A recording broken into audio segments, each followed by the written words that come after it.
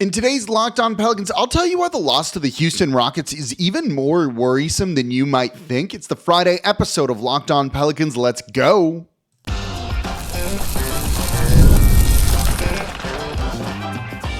You are Locked On Pelicans, your daily New Orleans Pelicans podcast, part of the Locked On Podcast Network, your team every day.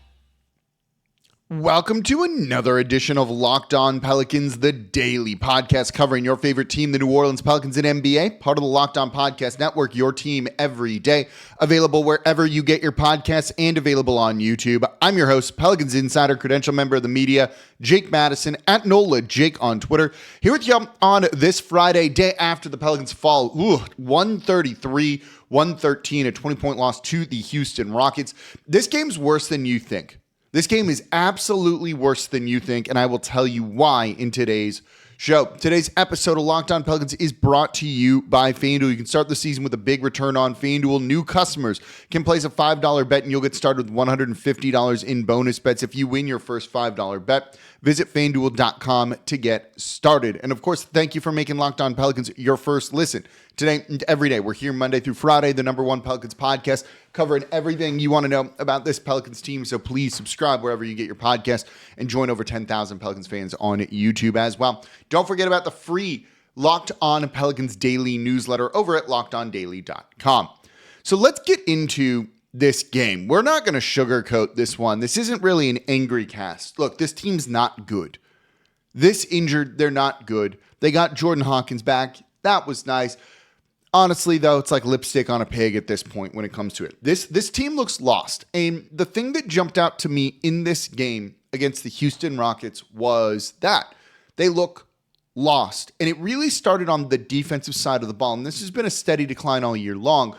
But the Pelicans, in my opinion, have truly lost their identity. And their identity the past couple of years under head coach Willie Green, and we'll have more on head coach Willie Green early next week, is that they were a defensive team. That was their identity, right? Well, they just made the Houston Rockets, who ranked 19th in defense this season, look like one of the best offensive teams in the league. The Houston Rockets have an offensive rating of 111.6. And in this game against New Orleans, they had an offensive rating of 133. That is a 22 point per 100 possession jump. That's really significant. That's what New Orleans just let them do. Frankly, they were allowing the Houston Rockets to get whatever they wanted with basically zero resistance here. This is not a good three-point shooting team for the Houston Rockets. And what did they do in this game? They shot the ball very well. 17 of 39 from deep, 43.6%. That's far better than the 32.2% that they're shooting this season. Think about that for a second. This was just, I don't want to say it was a layup line, but it was just like a three-point contest for the Houston Rockets. There was no resistance on the perimeter. And this starts from something that we saw really early on in the year. The first couple of games you saw this, and it was very concerning, was guys getting into the paint, leading to kickouts, leading to the ball moving around so they find an open man from three. And you saw the Houston Rockets do that in this game. And that has been a theme for New Orleans all year long. And that's with rookie Yves Missi, who's been good, frankly, and is doing some things on the defensive side of the ball. But it's just not working like it has in years past. They've been good at pressuring the three-point line and not allowing that. And they're running the same kind of scheme here. And so if you want the most criticism of Willie Green, and again, we'll talk about firing him, what do you do? Same with David Griffin, early either Monday or Tuesday of next week. We'll look at that. You know, when you have your defense be this bad, and it is this bad for New Orleans, this is an area that, say you can't score, you can't do all of that, you could at least try on the defensive side of the ball. But going into this game, the Pelicans had the 28th ranked defense. This is unacceptable for this team. You know, we'll talk more about playing with pride, and maybe has this team kind of quit in a sense in the next segment here, because I have a stat that really is the most telling over anything here. And we'll get to that one next. Yep. This is what Willie Green's supposed to do. Supposed to have his guys ready on defense, coached on defense, and they look awful. Just backdoor cuts, lobs, just not knowing what's going on. Bad closeouts on the three-point line leading to guys just having open lanes to drive down the middle. This is not what this team has looked like the past couple of years, and this is where we are right now. This isn't okay. I'm not expecting them to win games. Look, Zion's out, Ingram's out. We're not expecting them to win, but it's how you look in the losses. And recently that has been just very, very concerning here. And that's what's getting to me about this. It's one thing to lose. It's another thing to lose in the fashion that you are. You know, when you look at now their past 1, 2, 3, 4, 5, 6, 7, 8, 9 losses, 7 of those will have come by more than double digits. Not this bad. Not this bad. This goes back to what I talked about on Monday's show. This goes to what Will Guillory, my guest from The Athletic, was talking about on yesterday's show for the Everydayers. Something is missing here. Now, a lot of it is execution by the players. You know, partially why they look so bad is some of those turnovers, but they didn't turn the ball over like horrifically in this game. They had just 12 on the night. Honestly, for New Orleans, that's pretty good. And it still makes them look terrible. And it's just leading to massive swings that completely change the complexion and momentum of the game. The other thing is just getting down right off of the bat. Just getting down so early, immediately down 15, something like that.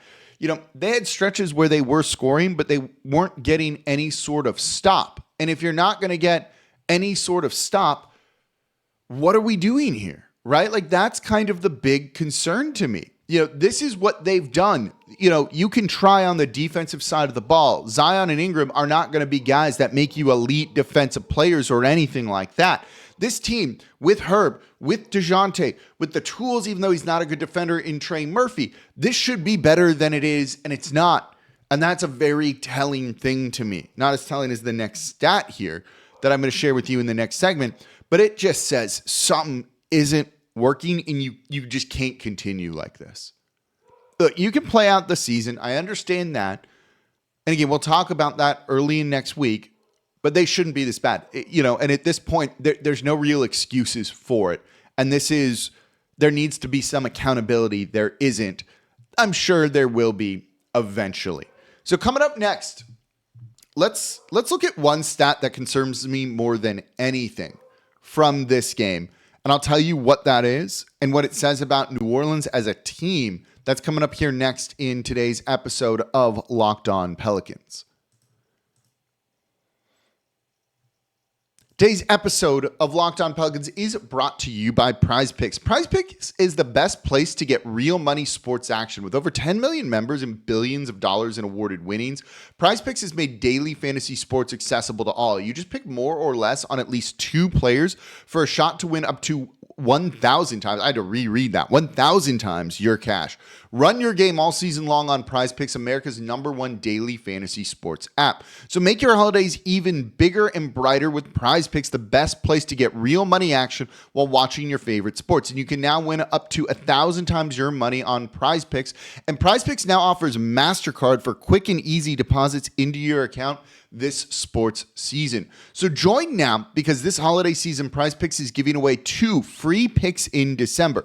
They're giving away $30+ million in rewards during Picksmas. So sign up today and get $50 instantly when you play $5. You don't even need to win to receive the $50 bonus.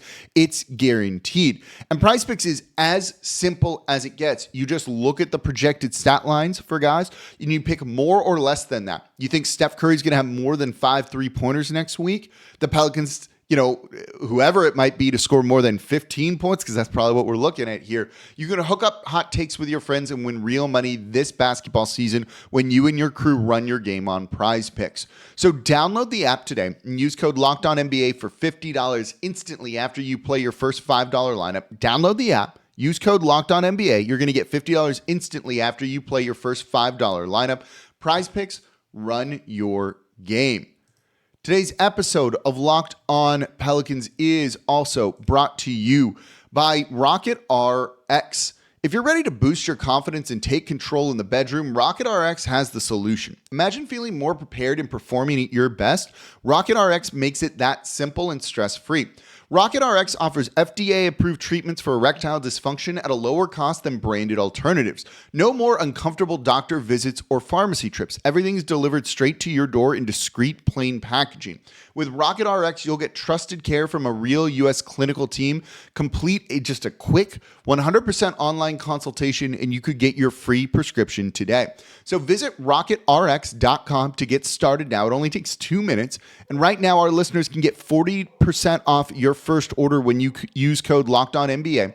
That's rocketrx.com, code LOCKEDONNBA for 40% off your first order. Terms and conditions apply. RocketRx, better sex made simple. And thank you for making Locked On Pelicans your first listen today and every day. We're here Monday through Friday, the #1 Pelicans podcast, covering everything you want to know about this Pelicans team. So please subscribe wherever you get your podcast. Join over 10,000 Pelicans fans on YouTube as well. And don't forget about the Locked On Pelicans daily newsletter. It's in your inbox Monday through Friday. Not planning on missing a show at all next week either here. So you can go subscribe to the Locked On Pelicans newsletter over at lockedondaily.com. Just scroll down till you see it, click on it, open it, support it. It's a great way to help support Locked On Pelicans. And a pretty rough season, but we're coming to y'all here with the things you need to know about this team. So I have a stat that I want to share with you from this game that I think is really, really telling to me and just speaks to the level that like New Orleans is lost, is missing something. And I'm going to tell you this. The stat is 28. I'm going to pause for dramatic effect here. Do you know what that number is? 28. That number is the amount of fast break points that the Houston Rockets had in this game. That by itself doesn't necessarily mean much. How do you get in fast break opportunities? You run off of turnovers. You force a steal, something like that. You get out and then you run and you score in transition. Okay. But New Orleans only had 12 turnovers in this game. Now that turned into 17 points off of turnovers. That makes sense. But 28, the Houston Rockets were just constantly running after Pelicans misses, after Pelicans makes. They were getting out and they were running. And New Orleans didn't have an answer to that, really. On every steal, the Houston Rockets ran. On 50% of live rebounds, so the Pelicans missed, they grab a defensive board. They ran and got in transition on 50% of those. That's absurd, right? Like that is an absurd stat to be able to get out and do and go out and run. So New Orleans, what this says, just isn't caring, isn't trying. They're trying. They're mailing it in a little bit, right? Like this speaks to a lack of effort on the players. This actually isn't on the coaches here. This is on the players. Get back and defend. You miss, get back. Stop ball watching. Stop just kind of half running down the court. You even heard it on the broadcast where Antonio Daniels was like basically begging this team to play with some pride. And Antonio Daniels, look, he works for the team and I love AD. I think he's phenomenal here and he's very positive. So to hear him being like, what is this team doing? And being very disappointed in them is really, really telling about what you saw or didn't see from this Pelicans team. And to me, them not getting back on defense, just not doing some of those basic things is the most concerning. That has a feeling of, this team's quit. And look, they are 5-23. 5-23, right? Playoffs went out the window a couple of weeks ago, to be perfectly honest with you. So it's not shocking that they're just not up for these games in a sense. But at the same time, play with some effing pride. Like, go out and try. And that's not what you're seeing from this team right now. They look completely lost, in my opinion. They're probably tuning out the coaches. I don't know for sure. This is just the speculation based on, what you're seeing from this. Certain guys are trying. Look, Missi's got a lot to play for, in my opinion. He wants to grow. He wants to be good. Brandon Boston Jr. wants a spot in the league and a place in the league. But you're just seeing these guys be like, whatever, just blah, right? Like that can't be the case from this team. And I'm not saying everyone's doing it overall. You saw some good games from guys like Herb Jones, Trey Murphy, Yves, Missi in this one. And part of it is just lack of those energy guys. But it shouldn't take you being down 20, 25 to start to have some fire in you.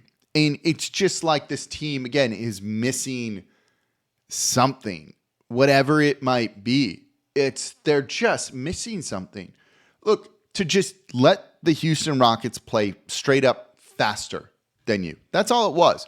To run and to out-effort you in a lot of this. New Orleans might have still lost. Houston's good, right? They're now 18-9, and they're third in the West. And they tend to get out and move. But they're not like an obliteratingly fast team. They went in with the 13th ranked pace. And in this game, they were out and they were running. This was a team that wanted to play very, very fast, and they kind of did in this one. It wasn't ideal here. They actually had exactly 100 possessions, which is why I said their offensive rating was 133, and I didn't even realize that's how many points they scored. It's kind of funny how that can kind of work out. New Orleans, by the way, if you just want a comparison there, because I find this interesting, and it's an aside, 113 points, their offensive rating was 111.9 because they had one more possession than the Houston Rockets did in this one. Usually the possessions are going to be equal for the most part. So your pace is thus going to be equal. This one, it was like slightly off, which I think is kind of funny. You don't always see that. So Houston just ran, and they're not particularly fast, but you could see they wanted this game more than New Orleans did. And for a team that has been losing and isn't looking particularly good here, right? New Orleans is now 1-9 in their last 10. This, to not want it, to not want to win and do those sorts of things, what's that say? Now, look, that's not on Willie Green. That's on the players to just care. There's nothing Willie Green can do to make them care, in my opinion, if they just don't, if they're just going to be like, yeah, whatever, we're going to lose anyway, and this season doesn't matter. Now, it'd be great if Willie Green could find a way to motivate them or something like that. And it's not like you're just going to bench guys and put in even worse players. You are trying to win games, and talent is going to win out at the end of the day with this. But look, even the Washington Wizards have a better last 10 than New Orleans does. They're 2-8 now after they won the other night, or on tonight. So this game is rough because of that. Like, that is just the one thing you can't have happen. You can't get out hustled. You can't get out worked like that. You can get out shot. You can get out scored. You can turn the ball over. But the effort has to be there, and it wasn't from this team. 28 fast break points for Houston off of just 12 turnovers for New Orleans. 17 points off turnovers. So even if all of those points off turnovers were fast break points, and they weren't, that's 11 points right there of them just playing faster and out hustling you. In a game that you lose by 20, 11 points is a big deal there. Then you need fewer things to go right. And this team just didn't do it whatsoever. And unbelievably disappointing to see. And that to me is the most telling on this night. And that's why I said I think this game is more worrisome, because I think this was really one of the first games where I'm like, yeah, they quit. Look, they don't always play well. I don't think they've really quit before. They looked like they quit in this game. And that doesn't sit right. That shouldn't sit right with you either. So coming up next, let's look at a couple guys who did play well. I want to look at Trey Murphy, Yves, Missi, Herb Jones. Let's talk about that. That's coming up here next in today's episode of Locked On Pelicans. Today's episode of Locked On Pelicans is brought to you by FanDuel, America's #1 sportsbook. Pelicans were plus 10 going into this game, a 10-point underdog. If you're going against New Orleans, that seems like a safe bet right now. So get ready to take on all the NFL and NBA action this season with FanDuel, America's #1 sportsbook. And if you took that minus 10 for the Houston Rockets and you put $5 down on it, you would have gotten $150 in bonus bets. So because right now, new customers can bet $5 and get $150 in bonus bets if you win. And the FanDuel Sportsbook app gives you everything you need to place live bets on the NFL and NBA all in one place. Those lines are updating, so it might start at minus 10, But then as the game kind of goes, you'll see -6, -15, depending on how it's going. If you get a hunch in the middle of the game, don't waste it. You can check out the latest stats of live play-by-play and so much more on the same page where you place your bets. So just go to FanDuel.com and join today, and you're going to get started with $150 in bonus bets if you win your first $5 bet. That's FanDuel.com. Never waste a hunch and make every moment more with FanDuel, an official sportsbook partner of the NFL.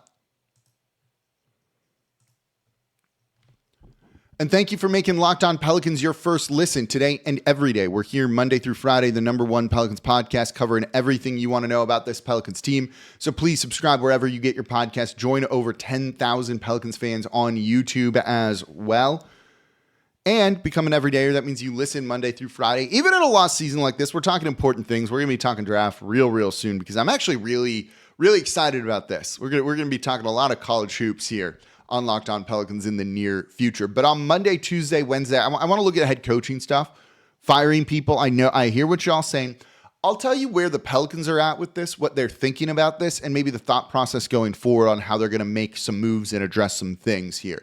So make sure you subscribe and become an everydayer. Now for your second listen, Locked On Saints, Ross Jackson, making sense of everything black and gold over at the Locked On Saints podcast, part of the Locked On Podcast Network, your team every day. So let's wrap up talking about a couple of good performances here, and there were a few. I want to start with Herb Jones here. He's been working his way back from that injury. He had a good shooting game, and they needed this. 20 points on 14 shots. He was 4 of 8 from 3. Look, we love Herb Jones. We're not upset with Herb Jones whatsoever with anything. So overall, Herb Jones kind of can do no wrong in my book a little bit here. But he was good in this one, shooting the ball really well. They need that. They needed his shot to get falling, and for him to take 8 3-point attempts, shows that, if you are building around Zion or whomever, Herb has the ability to shoot in volume and to make them in volume, and that's a really important thing. You've seen them still play, despite a really good shooting year from 3 last year for him, that this team, opponents would just sag off of Herb Jones, kind of make you play 4 on 5 on offense. Not if he's going 4 of 8. Speaking of scoring, Trey Murphy was the leading scorer for the Pelicans here, 28 points on the night, 10 for 17, 4 of 6 from 3. It's not the 3-point shooting that I liked from him in this game. In this game, you saw him be very, very aggressive. And one of the things we have wanted to see kind of him do and grow into is kind of create for himself. And you saw a little bit more of that with some of these drives and kind of dancing around defenders and getting to the rim and scoring layups. He had 5 shots basically made in the restricted area in this game. That's a really good number, and that's something that you want to see more of from him. Not just kind of a 3-point shooting specialist, but having more to his game. You'd still like to see the rebounding get better, and that was not there in this one. But New Orleans didn't need it. They limited the second chance point opportunities for the Houston Rockets. So rebounding, I thought, was overall fine. They won the rebounding battle here, 50-48, and did a good enough job on the defensive glass when Houston was missing, which wasn't very often. But Trey, overall, you saw what you wanted to see from him in this game. The 3 assists was good too. Defense on everyone needs to step up, particularly from him because he has the tools to be an elite defender, in my opinion.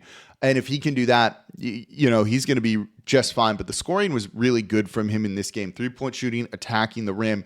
That's the type of thing that you want to see. I thought Yves Missi was also great in this game. 11 points, but we're not here for the scoring, right? You're looking for the little things that he's doing and that he's doing well. He is very good at offensive rebounding. 4 more in this game. 7 on the defensive side of the ball too. You'd like that to go up, but again, they were fine defensive rebounding in this game. Fouls were a bit of an issue. You saw him at times kind of be a little bit lost and a little bit overwhelmed, but he's a rookie. That's expected. What I really liked from him, though, in this game was you saw his footwork. There were a couple of times where he was basically dancing down low, getting in closer with posts up, with moves around guys to go and score.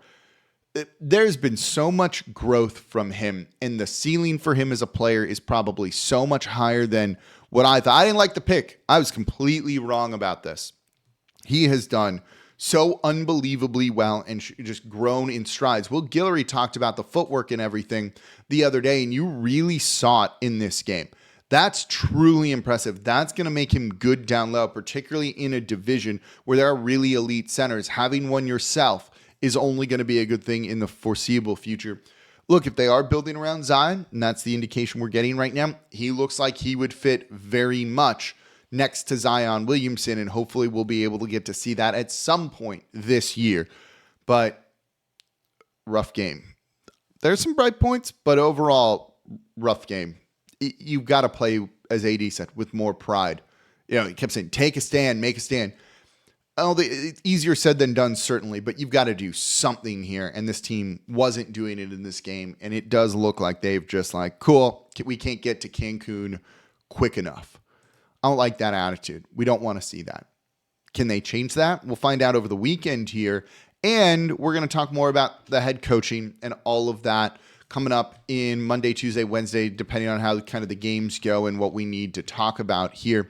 There's games on Saturday, Sunday. We'll probably recap those on Monday. We'll look then at the head coaching stuff on Tuesday. Let's do that. So that'll be Tuesday the 24th.